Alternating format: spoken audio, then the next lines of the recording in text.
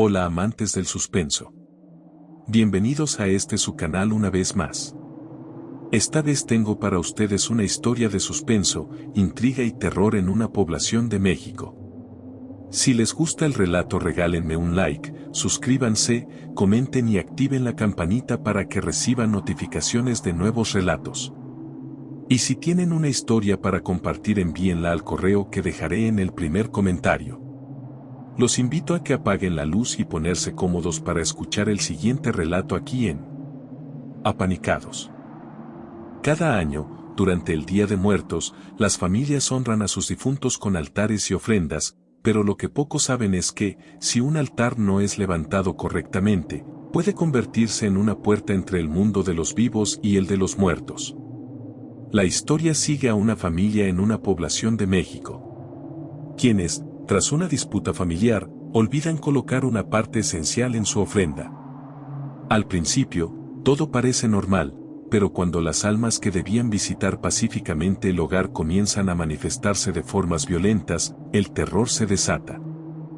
En una pequeña población de las afueras de Guadalajara llamada San Pedro Tlaquepaque, conocida por su arte popular y tradiciones profundamente arraigadas, la familia Ortiz ha vivido por generaciones.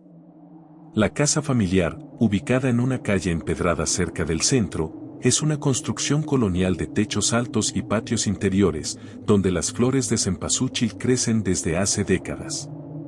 Cada año, la familia se prepara con dedicación para el Día de Muertos, levantando un altar que honra a sus difuntos. La familia Ortiz está formada por Elena, de 35 años, su madre Guadalupe, de 67 años, y su hermano menor Alejandro, de 28.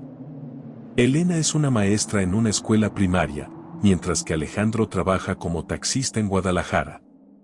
Guadalupe, ya jubilada, fue costurera durante toda su vida, y aún recibe encargos esporádicos de sus antiguas clientas. A pesar de ser una familia tradicional, un oscuro resentimiento ha corroído su paz. Manuel, el hermano mayor del fallecido padre de Elena, murió hace 3 años dejando tras de sí una estela de desconfianza y rabia. Manuel había despojado a la familia de gran parte de su herencia, apropiándose de propiedades y dejando a su hermano en la ruina. La familia Ortiz lo recuerda con resentimiento, pero nunca imaginaron que su alma seguiría atormentándolos después de su muerte. Este año, el ambiente se siente diferente.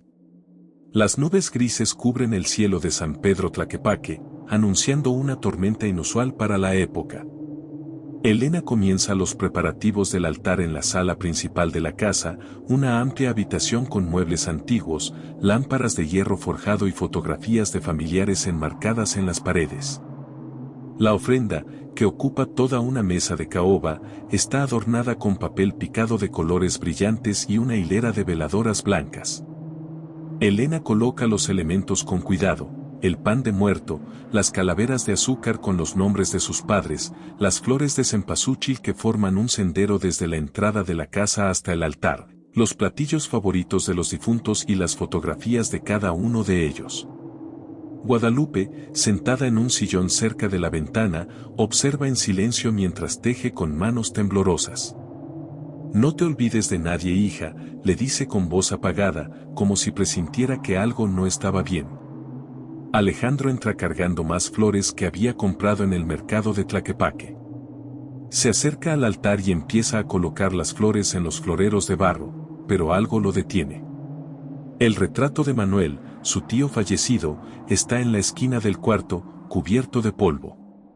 Manuel pregunta con desprecio: «¿Vamos a poner este retrato también?», alzando la foto. «¿Sabes lo que nos hizo?», replica Elena, deteniéndose frente al altar.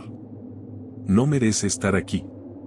Guadalupe, en un tono más grave, interviene: «Hija, es tu sangre y aunque fue egoísta, su alma necesita descanso. No podemos dejarlo fuera». Alejandro, irritado, guarda el retrato en un armario oscuro. «No, mamá. No merece estar aquí.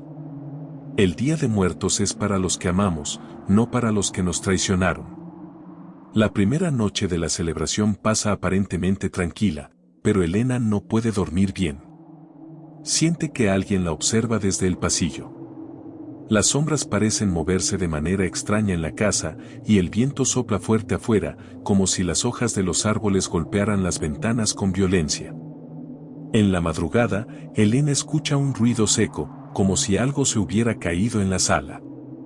Baja de su habitación y al entrar, descubre que una de las veladoras del altar está en el suelo, rota en pedazos. El cempasúchil, que apenas el día anterior estaba fresco, se ha marchitado inexplicablemente. Alejandro, que también escucha los ruidos, se acerca con cautela. ¿Qué demonios está pasando?, pregunta, encendiendo las luces. Elena, nerviosa, recoge los restos de la veladora mientras dice, no lo sé, pero algo no está bien. Este altar, parece que alguien lo está moviendo. Guadalupe, medio dormida, llega a la sala y se queda en silencio al ver la escena. Se acerca al altar y toca una de las flores secas. Nos está faltando alguien, susurra con un tono frío. Alejandro, irritado, responde con tono sarcástico, si piensas que es por Manuel, olvídalo. No vamos a poner su retrato. Pero en el fondo, todos sienten lo mismo. Algo está mal. Y mientras la familia debate si incluir o no a Manuel, extraños sucesos continúan ocurriendo. Al día siguiente, la situación empeora. Las luces de la casa parpadean y se escuchan golpes en las paredes durante la noche. Elena encuentra las calaveras de azúcar partidas por la mitad y el pan de muerto aparece mordido, como si alguien hubiera estado comiendo de la ofrenda. Una tarde, cuando Alejandro regresa de trabajar, jura haber visto a una figura parada en la esquina de la calle, justo frente a la casa. Era un hombre, con sombrero y gabardina, pero no se acercó ni dijo nada, solo lo miraba fijamente. Cuando intentó seguirlo, el hombre desapareció en una nube de polvo. Era él, dice Alejandro agitado. Te juro que era Manuel. Está jugando con nosotros. Elena trata de calmarlo, pero también empieza a notar cosas extrañas. La puerta del armario donde guardaron el retrato de Manuel se abre sola por las noches y las ventanas se sacuden sin explicación. Los ruidos en el pasillo se intensifican, como si alguien estuviera caminando por la casa. Una noche, Elena despierta sobresaltada y ve una sombra en la esquina de su cuarto. Parece estar observándola desde el rincón más oscuro, inmóvil, sin rostro. Pero sabe que no está sola. ¿Qué quieres?, murmura en la oscuridad. La figura desaparece, pero el terror se queda impregnado en el ambiente. Desesperados, la familia se reúne en la sala para discutir qué hacer. Elena propone terminar la ofrenda colocando la foto de Manuel en su lugar, esperando que eso calme los espíritus. Alejandro se niega rotundamente, pero Guadalupe, quien siempre había defendido a su hermano, comienza a derrumbarse. Yo fui quien lo trajo de vuelta, dice con voz rota. Sabía que no descansaría en paz, pero no podía dejar que su alma se perdiera. Ahora no sé cómo detenerlo. Elena, horrorizada, intenta entender las palabras de su madre. ¿Qué hiciste, mamá? Guadalupe confiesa entre sollozos que, años atrás, cuando Manuel murió, había consultado a una curandera local para asegurarse de que el espíritu de su hermano encontrara la paz. Sin embargo, algo salió mal en el ritual, y en lugar de calmar su alma, abrió una puerta para que Manuel pudiera regresar y atormentarlos. Elena, sin otra opción, saca el retrato de Manuel del armario y lo coloca en el altar. Esto tiene que terminar, dice con determinación. Pero cuando lo hace, una ráfaga de viento atraviesa la casa, apagando todas las velas y lanzando al suelo los objetos del altar. La figura de Manuel se materializa frente a ellos, pero no es el hombre que conocían. Su rostro está desfigurado por la ira y el resentimiento. Elena siente que todo se desvanece a su alrededor. El espíritu se acerca, y cuando extiende la mano para tocarla, siente un frío que le cala hasta los huesos. Lo siento, susurra Elena. No lo entendimos, pero ya es tarde. El espíritu de Manuel se desvanece lentamente, pero no sin dejar una marca permanente. Alejandro, en su intento por enfrentarlo, desaparece misteriosamente esa misma noche. Nadie vuelve a saber de él. Guadalupe, consumida por la culpa, cae en una profunda depresión y Elena, aunque intenta continuar con su vida, nunca logra sacudirse la sensación de que Manuel sigue acechando desde las sombras. La casa de los Ortiz, en San Pedro Tlaquepaque, se convierte en un lugar de leyenda. Los vecinos susurran sobre la ofrenda maldita y los espíritus que nunca encontraron la paz. Después de la confrontación con el espíritu de Manuel, la desaparición de Alejandro sacudió a la familia Ortiz hasta sus cimientos. Nadie entendía cómo había sucedido. Lo buscaron durante semanas por las calles empedradas de San Pedro Tlaquepaque, pero fue como si se hubiera desvanecido en el aire. Elena se sumió en la desesperación, incapaz de encontrar respuestas. Mientras tanto, su madre, Guadalupe, se aisló en su cuarto, apenas comiendo o hablando. Parecía haber envejecido años en cuestión de días, y sus ojos reflejaban el dolor de haber perdido a otro hijo. Su salud mental se deterioraba rápidamente, atormentada por la culpa y el remordimiento de haber traído de vuelta a Manuel. Con el pasar de los días, Elena empezó a notar algo extraño en la casa. La atmósfera se volvía cada vez más pesada, como si el aire estuviera cargado de una presencia maligna. Las sombras en los rincones se alargaban, y las puertas se cerraban con fuerza, como si una fuerza invisible las empujara. Pero lo más perturbador eran los susurros. Cada noche, Elena podía escuchar su nombre siendo llamado por una voz profunda y rasposa. Sabía que era Manuel. Desesperada por salvar a su familia, Elena decidió buscar ayuda fuera del pueblo. Viajó a Guadalajara en busca de la curandera que su madre había consultado años atrás. Después de preguntar en varios mercados y barrios, finalmente la encontró en un pequeño puesto en el mercado de San Juan de Dios. La curandera, una mujer de ojos oscuros y cabello largo, la miró con una mezcla de compasión y advertencia. «Sabía que vendrías», le dijo. «Tu madre abrió una puerta que no debía, y ahora el alma de Manuel reclama lo que le fue arrebatado». «¿Qué puedo hacer para detenerlo?», preguntó Elena con la voz quebrada. La curandera suspiró, sacando una serie de amuletos y velas negras de su mesa. «Hay un ritual que puede sellar esa puerta, pero no es sencillo. Manuel no es solo un espíritu, su ira lo ha corrompido, lo ha convertido en algo más. Tendrás que enfrentarlo una vez más y ofrecerle algo que le calme, algo que anhele más que su venganza». Elena sabía lo que Manuel quería, el control de la casa familiar. La propiedad que le había sido negada en vida y que ahora, incluso muerto, no dejaba de perseguir. Con un plan en mente, regresó a San Pedro Tlaquepaque, decidida a poner fin a todo. De vuelta en casa, Elena encontró a su madre en un estado de semi-inconsciencia, murmurando cosas incoherentes sobre Manuel y Alejandro. El ambiente en la casa era sofocante, como si una presencia invisible apretara sus gargantas. Sabía que no tenía mucho tiempo. Elena comenzó a preparar el altar para un último y desesperado intento de sellar el vínculo con Manuel. Pero esta vez, el altar no era una celebración, sino un enfrentamiento directo. Colocó las velas negras que la curandera le había dado, formó un círculo con sal alrededor de la mesa y puso en el centro el retrato de Manuel, ahora cubierto por una tela oscura. Cuando la última vela se encendió, un silencio absoluto cayó sobre la casa.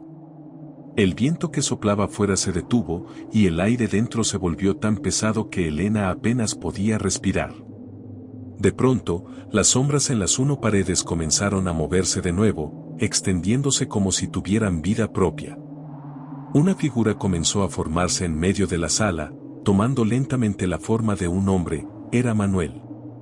Su rostro estaba más desfigurado que antes, con ojos vacíos y una boca que se curvaba en una mueca de odio puro. «No puedes detenerme», dijo con una voz que resonaba en las paredes. «He esperado demasiado tiempo por esto. Ahora, es mío». Pero Elena no estaba dispuesta a rendirse. Sosteniendo en sus manos el último objeto que tenía para ofrecerle, una llave antigua, la llave de la casa familiar, la levantó diagonal hacia Manuel. «Si esto es lo que quieres, tómalo. Pero déjanos en paz». El espectro de Manuel se acercó lentamente, su figura casi intangible se volvió más nítida con cada paso que daba. Alargó la mano para tomar la llave, pero justo cuando sus dedos tocaban el metal frío, un grito desgarrador resonó en la casa. Elena sintió una presencia más. Algo, o alguien estaba entrando en la habitación. De las sombras detrás de Manuel, apareció Alejandro, pero no era su hermano como lo recordaba. Su cuerpo estaba pálido, su rostro desencajado por el miedo y la agonía. Elena. Ayúdame, gritaba con desesperación. Era como si estuviera atrapado en una prisión invisible, forzado a seguir el espíritu de Manuel. Elena, paralizada por el terror, no podía moverse. Su propio hermano, perdido entre el mundo de los vivos y los muertos, estaba siendo arrastrado hacia el abismo junto con Manuel. «No te llevarás a mi hermano», gritó, lanzándose hacia la figura de Manuel. Con el último rastro de valentía, Elena utilizó el círculo de sal para crear una barrera entre los dos mundos. Manuel intentó cruzar el círculo, pero su furia se estrellaba contra una fuerza invisible. Las paredes comenzaron a temblar, las velas se apagaron de golpe y un rugido sobrehumano llenó la casa. «Esto no ha terminado», fueron las últimas palabras de Manuel antes de ser arrastrado por una fuerza oscura y desvanecerse por completo. Alejandro cayó al suelo, liberado del control de su tío. Elena, exhausta y temblorosa, se acercó a su hermano, temiendo lo peor. Pero cuando lo tocó, estaba vivo. La casa quedó en silencio. Solo el eco de las palabras de Manuel permanecía en la mente de Elena: «Esto no ha terminado». Sabía que su familia jamás estaría completamente libre de la maldición, pero por ahora, el espíritu de Manuel había sido sellado. Alejandro, profundamente traumatizado por lo que había vivido, dejó San Pedro Tlaquepaque para siempre, mudándose a otro estado en busca de paz. Guadalupe, debilitada y enferma, murió poco tiempo después, sin haber recuperado por completo la razón. Elena se quedó sola en la vieja casa, con la llave de la propiedad colgando de su cuello. Sabía que algo oscuro aún rondaba en las sombras. El próximo día de muertos, el retrato de Manuel volvió a aparecer misteriosamente en el altar, aunque Elena juró haberlo destruido. Y cada año, en esa misma fecha, las luces parpadean y los susurros vuelven a llenar la casa. El espíritu de Manuel no descansará hasta que su maldición se complete, y Elena siente que su tiempo se está acabando. Elena intentó seguir adelante, pero la sensación de que algo oscuro seguía en su vida era innegable. Aunque Manuel había sido sellado, su maldición parecía tener raíces más profundas.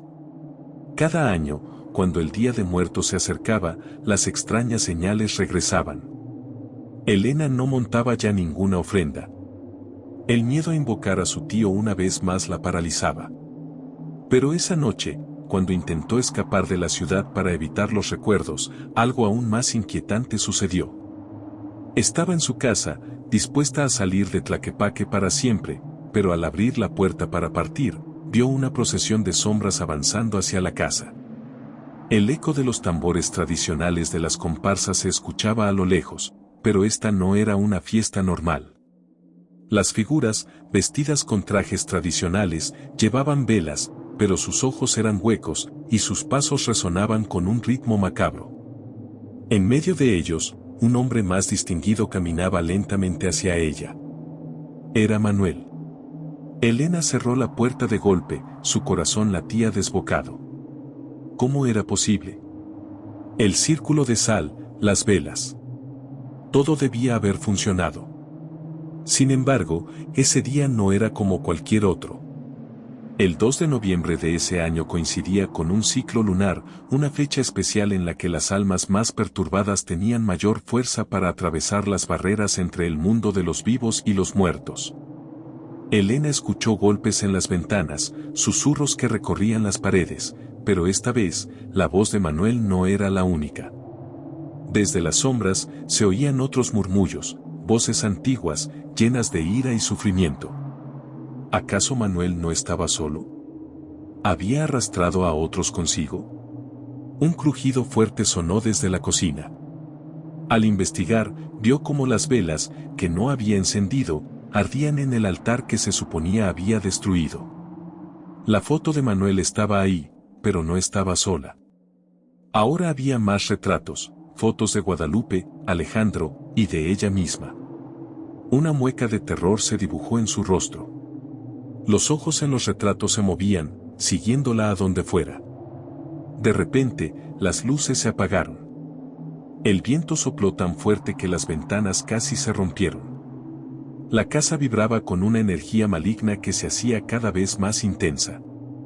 Las paredes parecían gemir y los cuadros cayeron al suelo uno por uno, como si una mano invisible los arrancara. Elena retrocedió hasta quedar de pie en el centro de la sala. Sentía que algo estaba justo detrás de ella.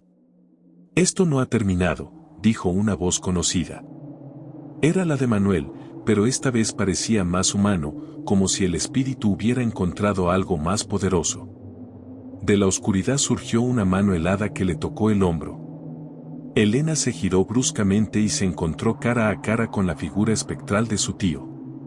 No estaba solo. Alejandro estaba detrás de él, su rostro cubierto de una mezcla de terror y resignación. Parecía estar bajo el control de Manuel una vez más, pero había algo diferente. Sus ojos ya no imploraban ayuda, ahora reflejaban una frialdad abrumadora, como si hubiera sido completamente absorbido por la maldición.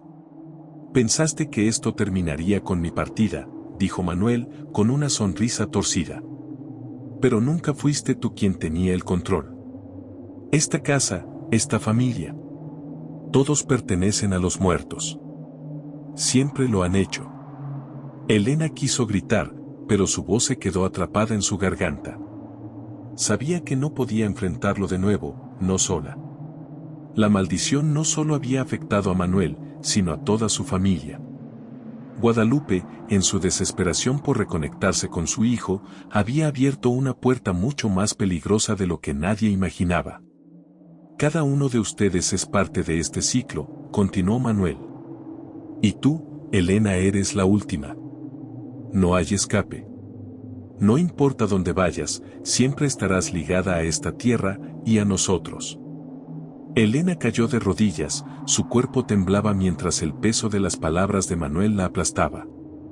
Los muertos, su familia, estaban condenados a vagar entre el mundo de los vivos y el inframundo. Y ella era el último eslabón. De pronto, Alejandro dio un paso hacia adelante. Su rostro estaba más pálido y demacrado, mostraba la misma mirada que Manuel. Con voz baja y rota dijo: «Elena, sabes lo que tienes que hacer. Solo hay una manera de liberarnos». Elena no quería creerlo, pero en el fondo de su alma lo sabía. El ritual de la curandera no había sido suficiente. El sacrificio no había terminado. La maldición de Manuel había comenzado con su muerte, y solo podría terminar con el sacrificio final de la última integrante de la familia. «Únete a nosotros», dijo Alejandro, tendiéndole la mano. «Es el único camino». Las sombras de los muertos comenzaron a rodearla. Las velas se apagaban una por una, y la oscuridad absoluta engullía la casa. Elena, en un último esfuerzo por resistirse, gritó y rompió el círculo de sal que la había protegido antes. Pero esta vez, ya no había vuelta atrás. Sentía el frío de las manos de los muertos apretando su piel, tirando de su alma. Una luz brillante apareció sobre ella, como si la luna la observara desde algún lugar lejano, pero no era una luz salvadora. Era la llamada de los difuntos. La maldición se completaba. Elena, la última de los Ortiz, estaba condenada a unirse al ciclo eterno de los muertos. La casa quedaría vacía, pero siempre resonarían los susurros, los lamentos, y las almas de aquellos que jamás pudieron encontrar la paz.